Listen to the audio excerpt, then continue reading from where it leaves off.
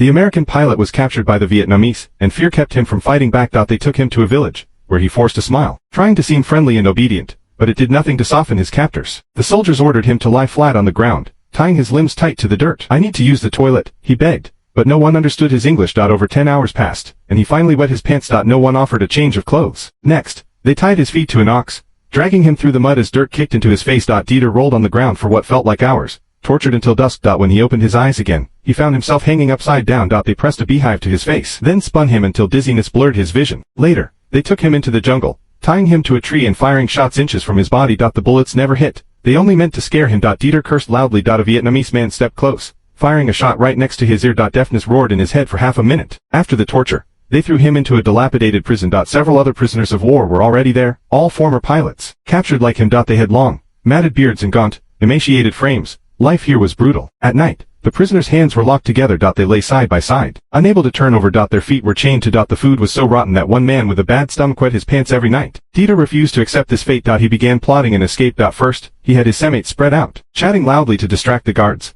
leaving only one friendly guard in the shed. Deeter approached, pretending to borrow toothpaste. While the guard turned to fetch it, he secretly pulled a nail from the wall with his free hand. Back in his cell, he sharpened the nail on a stone, grinding it down into a thin, pointed needle. That night, he used it to pick the locks on their handcuffs. For the first time in weeks, everyone slept without being chained, able to rest properly. Next, he waited for the rainy season, when the downpour would mask their tracks, and their escape could begin.